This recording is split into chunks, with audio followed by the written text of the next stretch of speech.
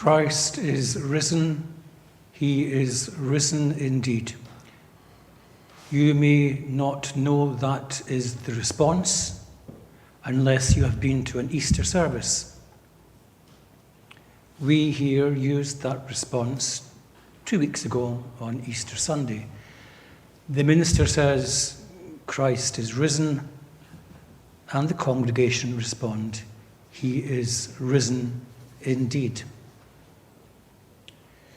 You may also know the response to lift up your hearts, which is, we lift them up to the Lord. Most churches use that response during the communion service.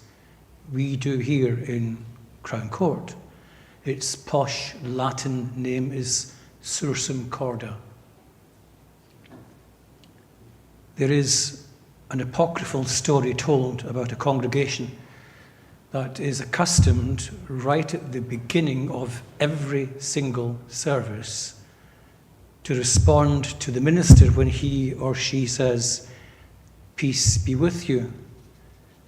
Now they know their familiar response so well and so instinctively that they said it one Sunday, even when the sound system wasn't working. And one Sunday, the minister went to the microphone to greet them as usual at the start of the service, but said, "There's something wrong with this microphone." And the congregation responded, "And also with you."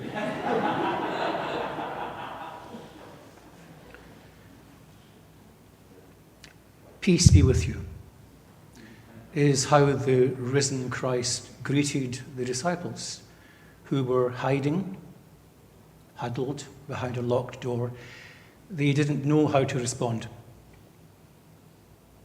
In truth, they weren't even sure who or what was speaking to them. They were scared witless. They thought they were seeing a ghost. Now, it's easier for us in 2021 who know the whole story, and we've heard it told so often, the story that Jesus was raised from the dead, the Easter mystery of resurrection. But try to put yourself in their shoes, in their time and their place. All those disciples knew for true was a couple of days before, on a Friday afternoon, they had seen Jesus die on a cross.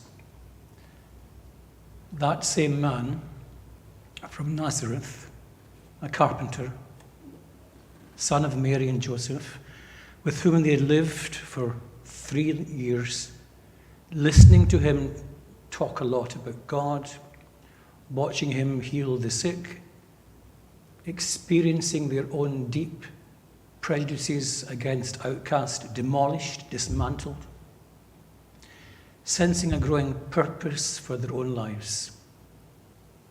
That man was dead, and he was buried in a rock-sealed, cold tomb. That's all they knew. All that deep, insightful wisdom that he had taught, all that profound hope he instilled, all that limitless compassion he showed, all that unquestionable authority he commanded as he confronted the world with a new vision of God's kingdom on earth and a new way of believing and knowing and trusting God. A God whose portrait was now painted in bright new colours. All that was over. Jesus had died not from a long illness or a sudden accident, but by a deliberately planned and violent execution. The disciples didn't know how to make any sense of anything anymore. Now they did not know what to do with their own grief, their crumbling faith, or their futures. Shock, confusion, dread, fear, despair. That was their new reality. St. Luke, who is the gospel writer for today, shows that Jesus moved his disciples from that fearful place of shock, confusion, dread, and despair. He moved them, or shifted them, to a totally new place. A place of confidence, of peace, of understanding, of conviction, of relationship and courage. Now, we may struggle in our scientific day, a day of rationality, of empirical proof. We may struggle with how the gospel writer Luke wants to make clear, really clear, in no uncertain terms, that Jesus was raised from the dead. It really happened, according to St. Luke. And St. Luke underlined the physicality of the risen Christ by going into emphatic detail using graphic pictorial imagery. When the disciples think they're seeing a ghost, Jesus says, "Look at me with your own eyes wide open. Use your touch me. Touch me and know I have flesh and bones. I'm not a ghost." Then Jesus ate in their presence grilled fish, additional proof that he was not a ghost, for everyone knew ghosts do not eat fish. Now, for those who balk or recoil from the orthodox formula, the resurrection of the body, and I do sometimes, Luke's story takes that to the extreme.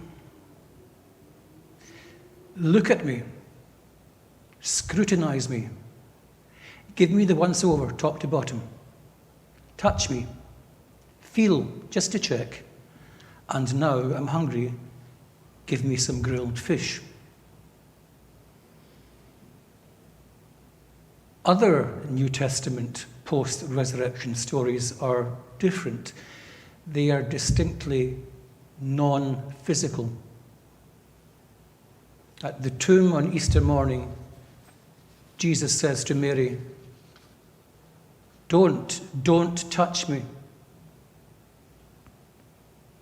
On the road to Emmaus, the two disciples, they don't recognize Christ, even with their eyes open. Even the fact they walked and talked for miles and miles.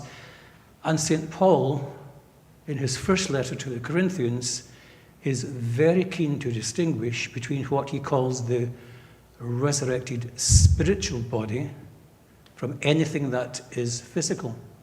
Confused? You ought to be. I don't know what I know about the objective forensic details of the resurrection of Jesus Christ on the morning of that first Easter. Long ago, I decided that what happened on Easter morning is not a historical, quasi-scientific puzzle I have to sort out. Resurrection is a mystery I simply celebrate. I trust it to be the great truth by a logic deeper than mortal understanding. So what are we to make of this morning's gospel story? We live in an age that embraces exactness and precision more than symbolism.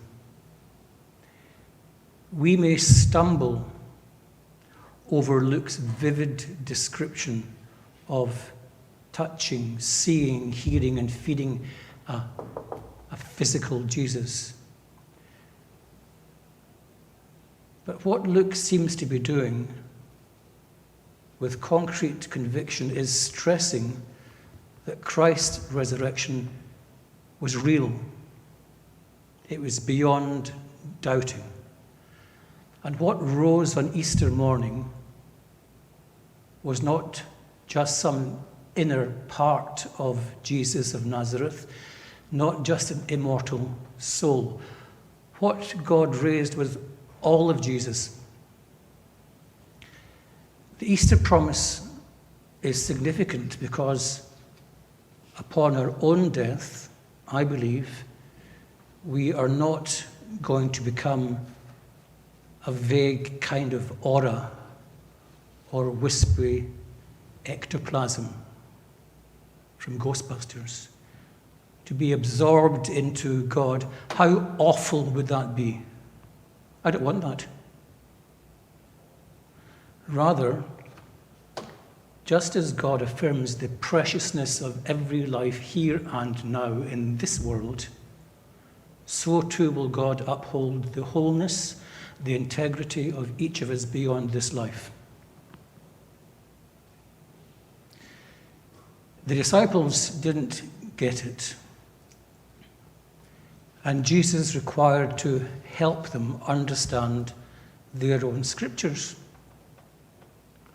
And once he had calmed them down a bit, he helped his disciples, his friends, connect with what he had told them previously about his death and rising, connect with what had just happened.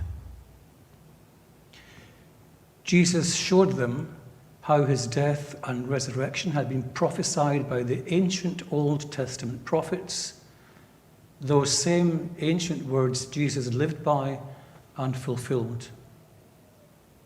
Then Jesus calls them to be witnesses, to continue the good news.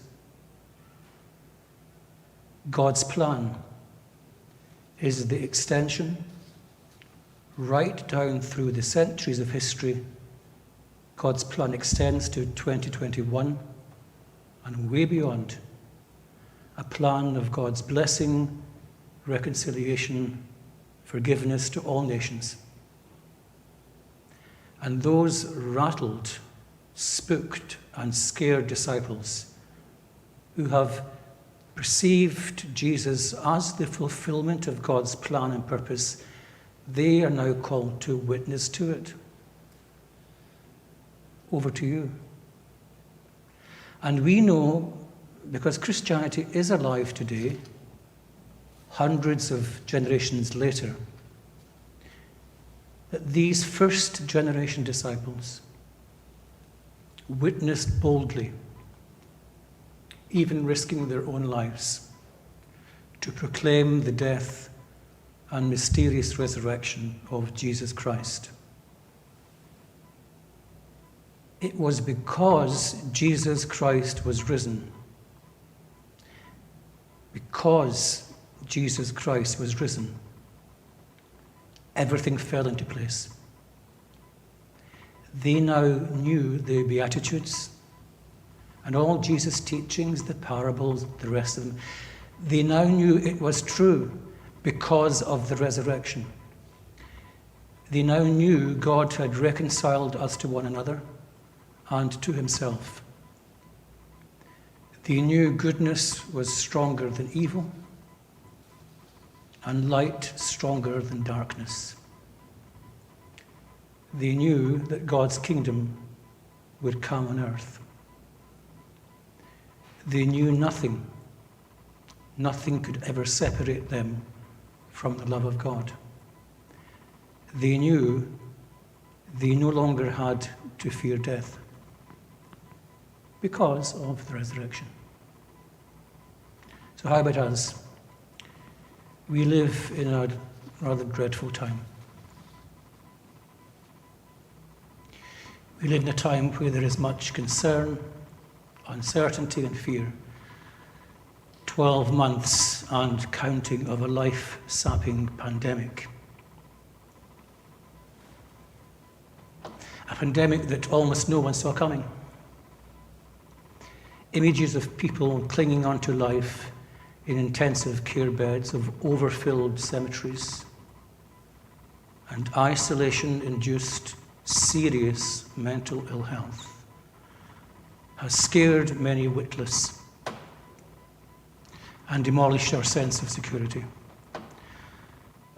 And it still casts a shadow on our hope for a better future, although it will come.